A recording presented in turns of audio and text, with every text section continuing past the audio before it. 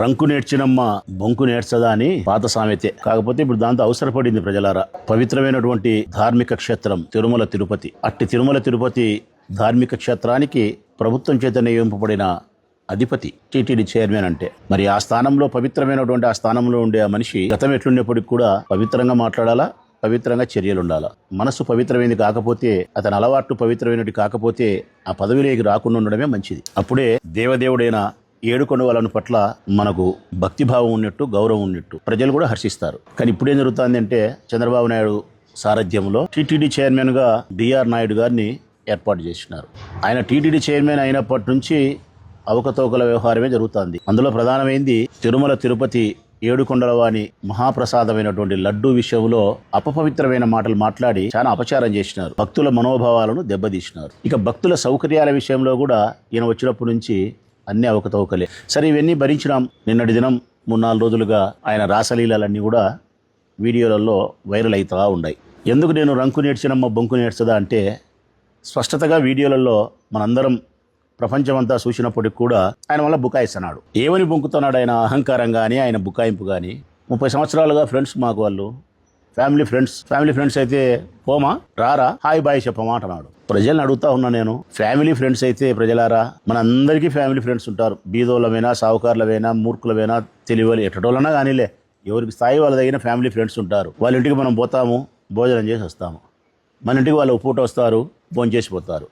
ఇది యాడైనా మన సంప్రదాయము, మన సంస్కృతి. ఇంకా మన ఫ్యామిలీ ఫ్రెండ్స్ అంటే స్నేహితుని భార్య అంటే మనకు సోదరితో సమానం. అసలు అటువంటి చెడు అభిప్రాయమే మనకి ఎవరికి కలగదు. మరి బిఆర్ నాయుడు గారు చెప్పినట్టు ఫ్యామిలీ ఫ్రెండ్స్ అయితే వాళ్ళ ఇంటికి పోయే పూట భోంచేయ, ఇదేంది ఇది? వాళ్ళ ఇంటికి పోయే పూట భోంచేయాల్సిన మన సంస్కృతికి భిన్నంగా ఆ ఇంటి మనిషి యొక్క భార్యను భోంచేస్తావా?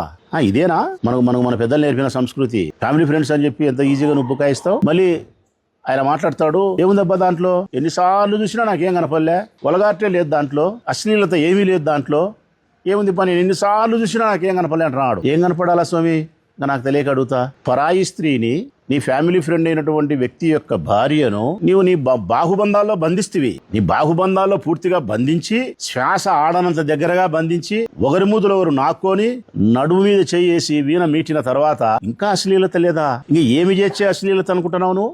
కనీస జ్ఞానం వచ్చినటువంటి ఏ యువతి యువకులకు కూడా వివాహం కావాల్సిన అవసరం లేదు. వివాహ వయసు వచ్చినటువంటి ఏ యువతి యువకులు అడిగినా కూడా అది అశ్లీలతనే చెప్తారు. నీకు మాత్రం పొలగాటి లేదంటున్నావు నువ్వు. ఏముంది దాంట్లో? ఏం లేదు. ఇంకా అంతకు మించి మళ్ళా నేను తగ్గేదేలే అంటున్నాడు. పుష్ప డైలాగు. ఈ తగ్గేదేలేన డైలాగు మరి దినమ్మ యాడైనా కానీ మంచి విషయాలు ఉపయోగిస్తే అది బాగుంటుంది. నేను తగ్గనబ్బా, ఏది ఏమైనా సరే ఈయన దాన ధర్మాలు చేసి నేను ఉద్ధరిస్తా, తగ్గేదే లేదు, బాగుంటుంది. ఏది ఏమైనా సరే అబ్బా, ఈ దేశం కోసం నా ప్రాణం ఇడుస్తా, తగ్గేదే లేదు, బాగుంటుంది. ఏది ఏమైనా సరే అబ్బా, ఊళ్ళో వాళ్ళ పిల్లల్ని నేను పట్టుకుంటా, తగ్గేదేలే. ఇది ఎక్కడిది స్వామి తగ్గేదిలే?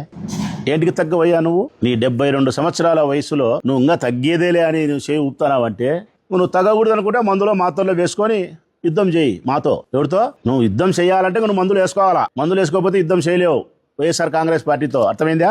అర్థం ఏంటి అదిలే. నువ్వు బిఆర్ నాయుడువా, బూతు రోత నాయుడువా? ఇంకా నీకు ఏమాత్రమే గాని సంస్కారము, మర్యాద, గౌరవము, దేవుని పట్ల భక్తిభావం ఉంటే ఇమ్మీడియట్ గా నువ్వు రాజీనామా చేసి ఉండాలా. రాజీనామా చేయకపోవడం, పైగా ఏముండా 7 కొండలు, 8వ కొండ ఉంది అంటున్నాడు. నా వ్యాపారాలు దండిగా ఉన్నాయి నా హైదరాబాద్ లో, వీడికి నేను ఎందుకు రావాలా అంటే, తిరుమల తిరుపతి యొక్క పవిత్రమైనటువంటి ధార్మిక క్షేత్రమైన కొండ మీద నువ్వు నివాసం ఉండడం అనేది నీవు పనికిమాలిన పనిగా భావిస్తున్నావు. హైదరాబాద్ లో కూర్చొని వ్యాపారాలు చేసుకునే విషయాన్ని నువ్వు గొప్పగా భావిస్తున్నావు. ఇంతటి బలహీనమైన అభిప్రాయము భగవంతుని పట్ల, ధార్మిక క్షేత్రం పట్ల ఉండే నీవు ఆ పదవి తీసుకోకూడదు. రాజ్యసభ పదవి తీసుకోవాల్సింది.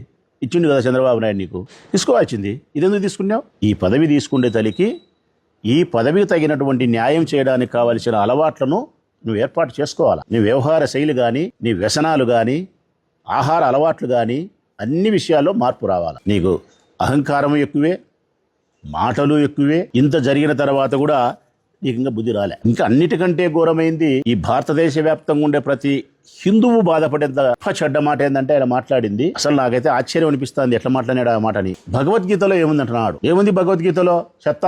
ఏముంటదయ్యా నాయుడు? ఏముంటది భగవద్గీతలో? శ్రీకృష్ణ పరమాత్ముడు చెప్పినది ఉంటుంది. మా అందరికీ భారతదేశ వ్యాప్తంగా గొప్ప మాటలు. పుట్టినవాడు గిట్టగా తప్పదు, గిట్టినవాడు పుట్టగా తప్పదు, అనివార్యమేగో మరణం గురించి చింతించనేలా, ధర్మాన్ని నువ్వు రక్షించు, ధర్మం నిన్ను రక్షిస్తాది. ఇవి ఉంటాయి. ఇట్లాంటి చాలా ఉంటాయి గీతలో. ఇవన్నీ మాకు నచ్చుతాయి, నీకు నచ్చవు. శ్రీకృష్ణుడు చెప్పిన భగవద్గీతలో ఏముంటాయంటే ఇదే ఇప్పుడు నేను చెప్పినది ఉంటాయి. పుట్టినవాడు గిట్టగా తప్పదు, గిట్టినవాడు పుట్టగా తప్పదు, అనివార్యమగు మరణం గురించి చింతించనేలా అని చెప్తాడు. మరి బిఆర్ నాయుడు ఆయన బిఆర్ గీతలో ఏముంటదంటే భగవద్గీతలో అయితే ఇవి ఉంటాయి, బిఆర్ గీతలో అయితే ఏముంటాయంటే వాచ్యాయన కామసూత్ర ధర్మాలు ఉంటాయి. ఈ కామసూత్ర ధర్మాల ప్రకారము నువ్వు పాఠాలు నేర్పిస్తావు. బిఆర్ గీత మాకొద్దు స్వామి, ఈ భారతదేశానికి వద్దు. మాకు భగవద్గీత కావాలా.